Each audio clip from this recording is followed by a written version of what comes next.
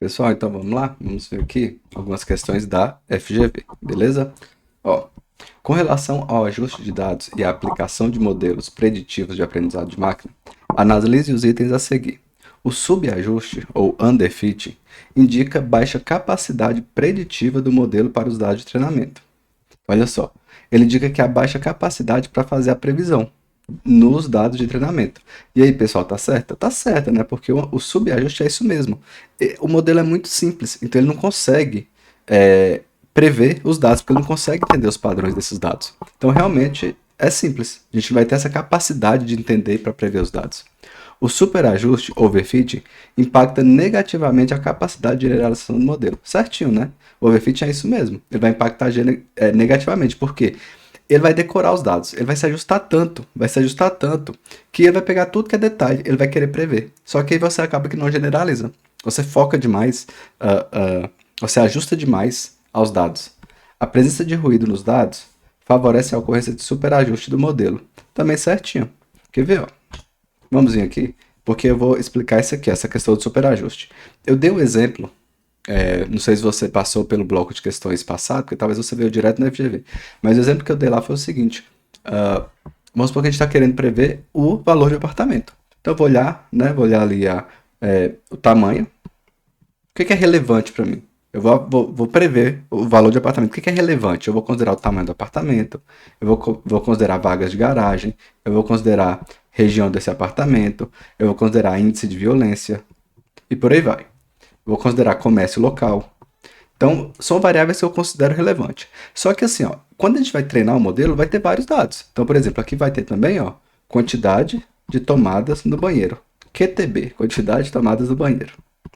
E aí vai ter vários outros dados. Esses são os dados que eu vou jogar para o meu modelo treinar, né?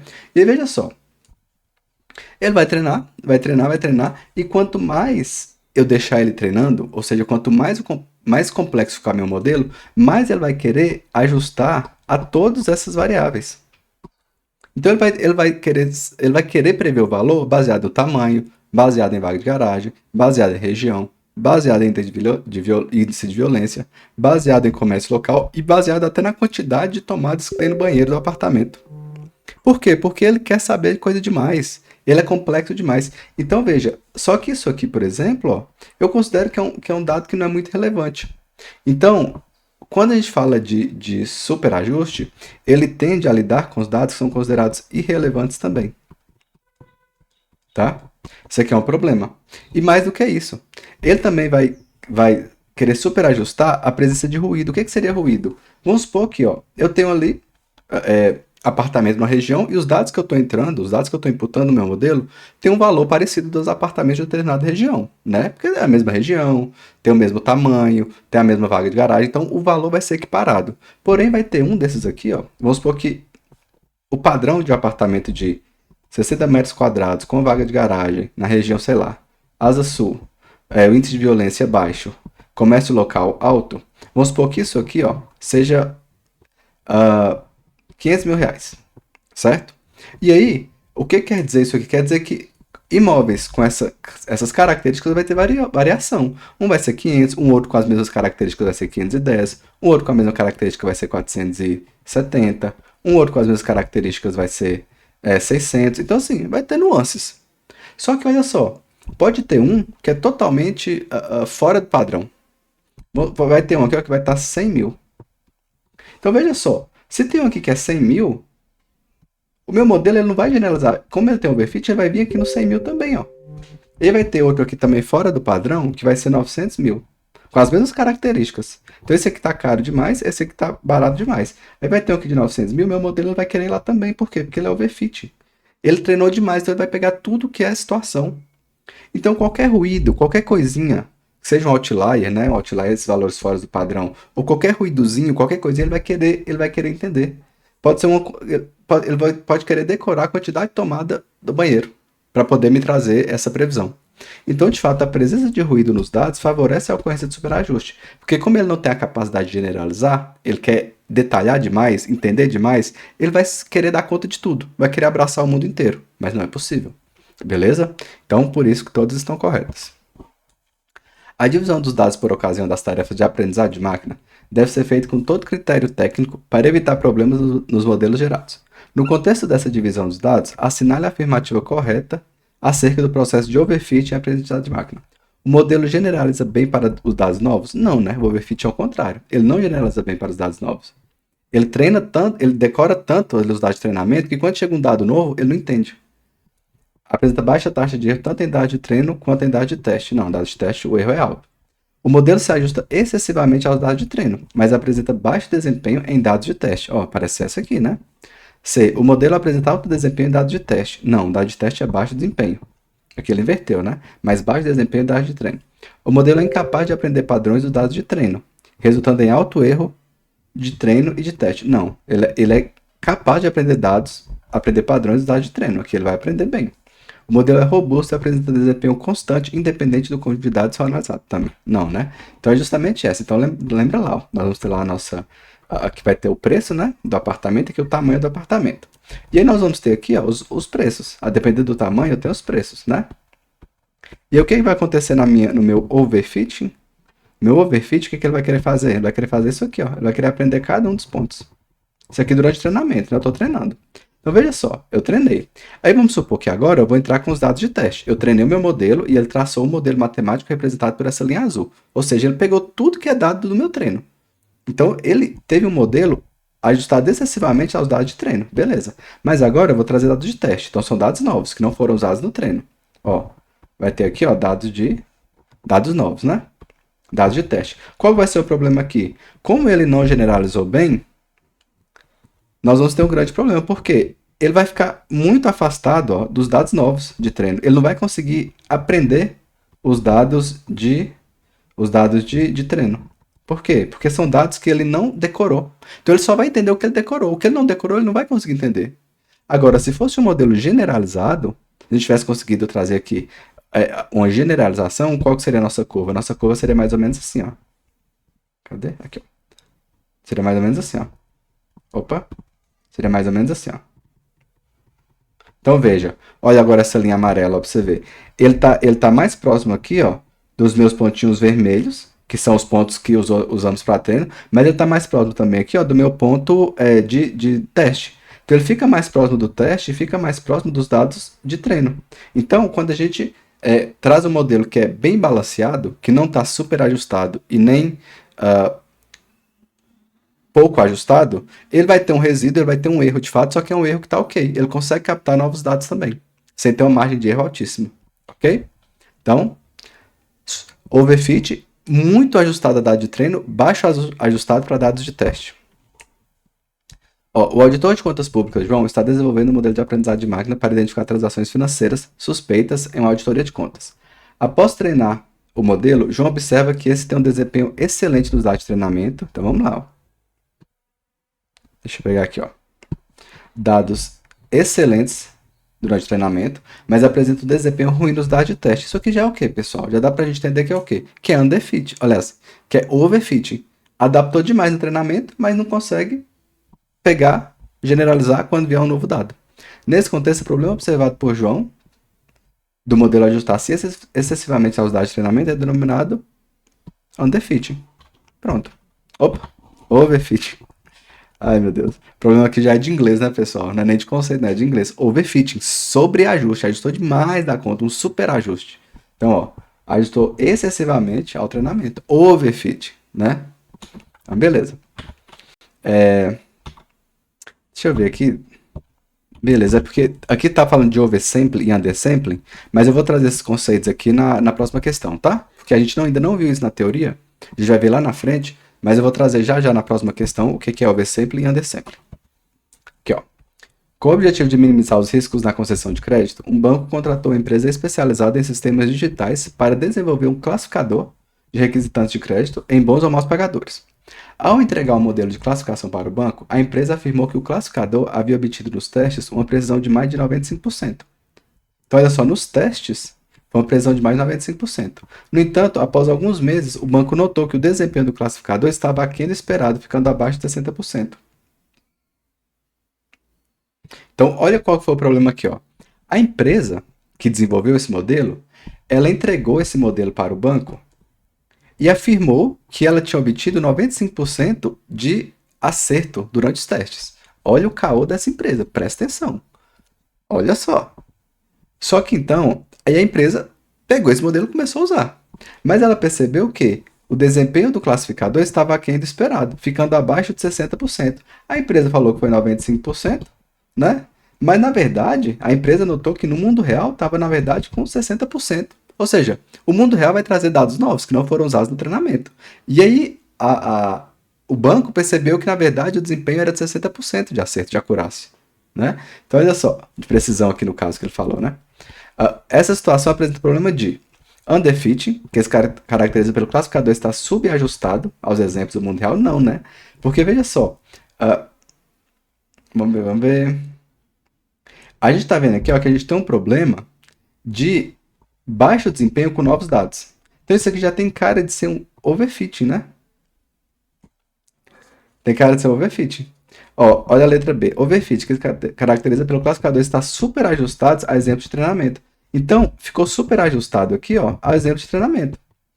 Na questão, fala que a empresa afirmou que o classificador havia obtido nos testes uma previsão de 95%. Será que esses testes dessa empresa foi mal feito? Por quê? Se ela tiver feito os testes usando os mesmos dados de treinamento, pode ser que esses testes realmente vai dar 95%. Vocês entendem isso? Olha só, eu tenho esses dados, é por isso que a gente tem que dividir os dados de treino e teste. Vamos supor que aqui são meus dados, né? Se eu pego esses dados, uso para treinar o modelo e uso também para testar, pode acontecer um overfit. Por quê? Ele vai treinar e vai testar com os mesmos dados que houve no treino. Então ele pode acabar se ajustando bem. Se você fez um treinamento que decorou valores, vamos supor que esse treinamento decorou, ó, que 2 vezes 2 é 4. Esse treinamento decorou que 2 vezes 3 é 6. Decorou que 2 vezes 4 é 8. E aí, ó, quando eu for testar, eu vou usar os mesmos dados que eu usei no treino. Então, quando eu for testar, qual vai ser a amostra que eu vou trazer para o teste? Vai ser uma amostra que já foi usada na previsão. Então, se eu trago lá para o teste, o modelo, qual que é o valor de 2 vezes 4? O meu modelo vai falar, uai, eu já sei, porque eu decorei, é 8. Então, vai acertar super bem. Então, faz até sentido ter chegado em 95%. Por quê? Porque ele pode ter trazido o mesmo dado de teste e de treino e deixou o modelo complexo demais, treinou demais a ponto de decorar. Só que quando ele vai trazer um novo dado para testar, esse dado que ele vai usar para testar foi usado também durante o treinamento. Então, meu modelo vai saber o que foi porque ele decorou. Então, vai ter uma taxa alta. Porém, quando for para a vida real, vai ter dados novos que não foram usados aqui durante o treino e teste. Então, o desempenho vai cair. Então, veja, houve aqui um overfit. Né? Então, o classificador foi super ajustado aos exemplos de treinamento. Então, aqui seria a nossa letra B. A C fala de undersample, D fala de oversample, que eu vou trazer aqui daqui a pouco, e outlier. Se caracteriza pela presença de exemplos do mundo real muito distintos dos exemplos de treinamento. Não, outlier, pessoal, é um valor muito fora da média. Independente de ser mundo real ou ser treinamento. Foi que nem eu falei lá do exemplo lá. Tem apartamento ali numa região que o valor médio é 500 mil. Mas pode ter um de 1 milhão, pode ter um de 100 mil. São outliers. Independente de ser mundo real ou ser treinamento. E aí, o que é o undersampling e oversampling? Deixa eu falar um pouquinho sobre isso aqui. Ó, aqui na letra você fala o seguinte: undersampling, que se caracteriza pela quantidade de exemplos do mundo real ser pequena. Oversampling, que se caracteriza pela quantidade de exemplos de treinamento ser excessiva. Quando a gente for ver ali matriz de confusão, que a gente vai tentar... a gente vai avaliar o desempenho de modelos de classificação, nós vamos falar sobre undersampling e oversampling. Mas só para ser bem breve aqui, para não deixar batido. Pode acontecer, pessoal, de a gente fazer testes, de a gente treinar um modelo que é o seguinte. Ele pode ter, por exemplo, 900 mil dados de não fraudes financeiras. E só 100 mil, vou exagerar mais aqui, ó. 990 mil de fraudes não financeiras e só 10 mil de fraudes. Então, veja só, se eu treinar meu modelo com isso aqui, o meu modelo vai aprender muitos dados que não são fraude e poucos dados que são fraude. Então, meu modelo, nesse problema aqui, ó, ele vai trazer para a gente um modelo, né? Ele vai trazer para a gente o modelo treinado ali, que foi muito bem para detectar não fraudes, porque 990 mil dos dados que eu carreguei para esse modelo treinar foi não fraude. Então, ele aprendeu muito o que é não fraude, mas ele aprendeu pouco do que é fraude. Por que ele aprendeu pouco do que é fraude? Porque só tinha 10 mil amostras do que é fraude.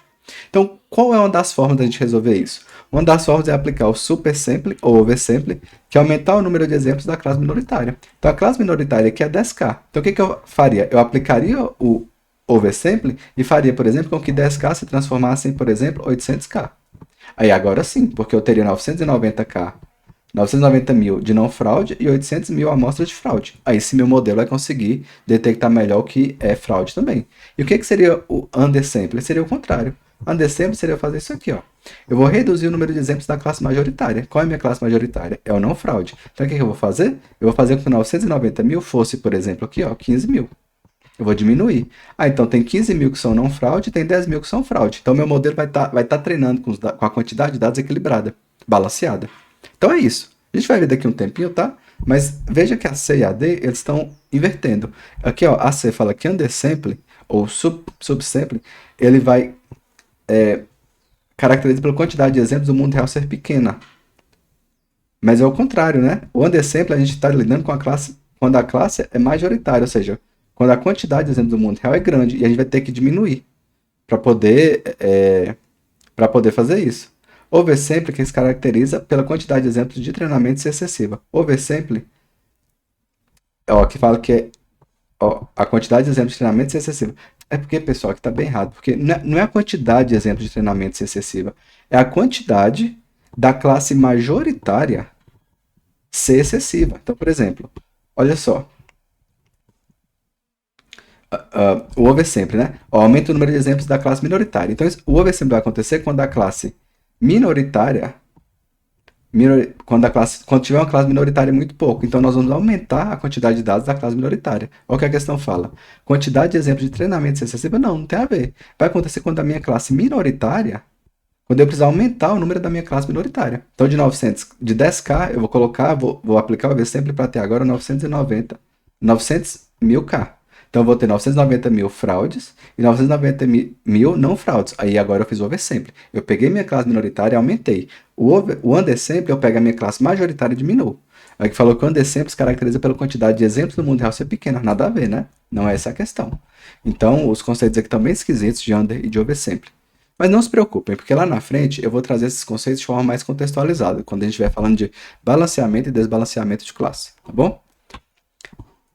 Joselito é um desenvolvedor especialista em inteligência artificial e trabalha para uma renomada indústria.